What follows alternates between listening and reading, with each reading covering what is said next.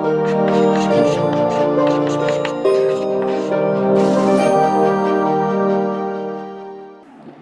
Friends, जहाँ पर हम लोगों ने लास्ट वीडियो में उसको छोड़ा था अपने को, वहीं से स्टार्ट कर देंगे। वही हमारा 7 चैप्टर चल रहा है, निर्देशन नाम था डायरेक्टिंग, और इसमें हम लोग financial and non financial incentives की बात करें, जिसको हम लोग हिंदी में बोल देते हैं वित्तीय और गैर वित्तीय प्रोत्साहन। वित्तीय प्रोत्साहनों की बात हम लोग कर चुके लास्ट वीडियो में, तो इसमें बात कर लेंगे किसकी, गैर वित्तीय यानी कि नॉन फाइनेंशियल इंसेंटिव्स की। ठीक, अच्छा तो चलिए स्टार्ट करते हैं।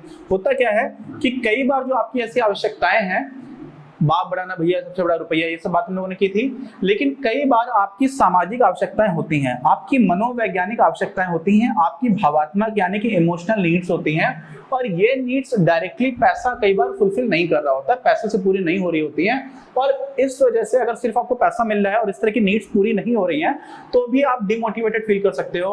और इसीलिए नॉन फाइनेंशियल इंसेंटिव्स भी बहुत इंपॉर्टेंट हो जाते हैं, पर्सन टू पर्सन वैरी करते हैं।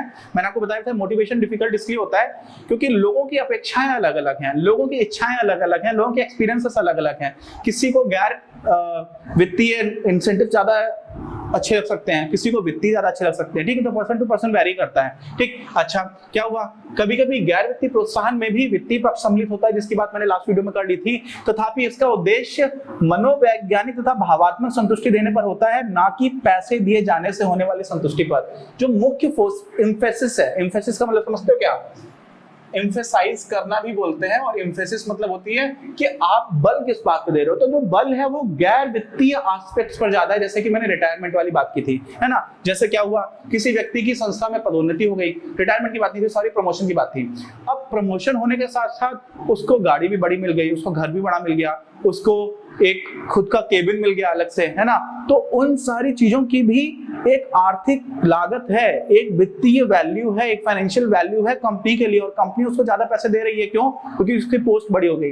लेकिन हो सकता है कि उसको ज्यादा बड़ी पोस्ट देने का जो मेन पर्पस है वो क्या है कि उसकी अपनी प्रतिष्ठा बढ़ जाए, उसका कंपनी में कद बढ़ जाए, उसके अंडर ज्यादा लोग काम करने लगे, उसकी जिम्मेदारी बढ़ जाए। ठीक है, आप सिर्फ पैसे वगैरह नहीं बढ़ाते, आप उसकी जिम्मेदारी भी बड़ी बढ़ा कर देते हो, तो बड़ी जिम्मेदारी लेना भी लोगों को अच्छा लगता है। ठीक, अच्छा तो क्या हुआ, यही सारी चीजें क्या हो जाता है, इस संदर्भ में गैर वित्तीय पक्ष वित्तीय पक्षों पर भारी पड़ जाता है। इसीलिए हम लोग इसको गैर वित्तीय पक्ष वाली कैटेगरी में डाल देते हैं। कब? जब हम लोग प्रमोशन की बात करते हैं। हमेशा ऐसा नहीं करेंगे, लेकिन मोस्ट ऑफ द केसेस में जो प्रमोशन है वो क्या हो जाएगा, आपका नॉन फाइनेंशियल इंसेंटिव के अंतर्गत ही आएगा। जो महत्वपूर्ण गैर वित्तीय प्रोत्साहन है, एक एक करके उनकी बात कर लेते हैं। तो सबसे पहला क्या हो जाता है आपका पद प्रतिष्ठा या ओहदा, कि उनका ओहदा बहुत बड़ा है। ओहदे का मतलब क्या होता है, स्टेटस।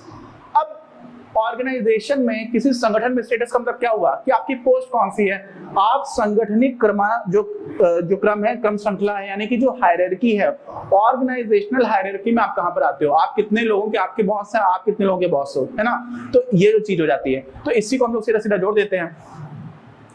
पद से जुड़ी हुई सत्ता, यानी कि आप कितने लोगों के लिए डिसीजन ले पा रहे हो, आप किसका अप्रेजल लिख रहे हो, आप किसको छुट्टी की इजाजत दे रहे हो, ये सारी चीजें। फिर उत्तरदायित्व, यानी कि आपकी रिस्पॉन्सिबिलिटी कितनी है, और फिर प्रतिफल, यानी कि आपको कितना उसके बदले में इंसेंटिव मिल रहा है, कितने पैसे मिल रहे हैं, ये सारी चीजें।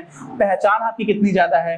अनुलाभ, यानी कि आपको जो उससे जुड़े हुए लाभ हैं, छोटे छोटे इंसेंटिव है, वो कितने दिए जा रहे हैं। आपकी खुद की केबिन है कि नहीं है। लोग केबिन को लेकर के, कई लोग मेरे कुछ फ्रेंड सर्कल में ऐसे हैं जिनको चाहिए होता है कि अब मुझे खुद की केबिन मिल गई है। तो ये सारी चीजें काफी इंपॉर्टेंट हो जाती है, भले ही इनका वित्तीय एस्पेक्ट उतना बड़ा नहीं है। ठीक, अच्छा मनोवैज्ञानिक रूप से भी लोग लगता है कि अच्छा मैं बॉस हो गया हूँ, सामाजिक स्तर से भी आ जाता है। नॉर्मली ऐसा होता है कि फॉर्मल मीटिंग्स में आपको सेंट्रल कुर्सी मिल गई, या फिर सेंट्रल कुर्सी के बाद वाली कुर्सी मिल गई, है ना। तो यहाँ पर खेल जो होता है वो किसका हो जाता है, कुर्सी का हो जाता है। ठीक है, इसकी बात कर देंगे। राजनीति में बहुत सुना हुआ है कि कुर्सी के पीछे लड़ाई चल रही है, तो कुर्सी क्यों होती है, क्योंकि वहां से सत्ता जुड़ी होती है, प्रतिष्ठा जुड़ी होती है। ठीक, अच्छा संबंधित आवश्यकताएं पद को दी गई प्रतिष्ठा तथा सत्ता द्वारा पूरी होती हैं। तो यहाँ पर जो आपका पद है वही मेनली आपके ओहदे को और जो प्रतिष्ठा है उसको दर्शा रहा होता है। तो सबसे इंपॉर्टेंट चीज क्या हो जाती है यहाँ पर, जैसे लड़ाई कुर्सी की, आपने सुना होगा ना कि कुर्सी की लड़ाई चल रही है। क्यों चल रही होती है? क्योंकि कुर्सी से ही सारी चीजें, आपकी पावर जुड़ी हुई है, आपकी प्रतिष्ठा, आपका पहचान, ये सारी चीजें मुख्यतः आपका कहाँ पर पद है, किसी भी संगठन के अंदर बात करेंगे तो। ठीक,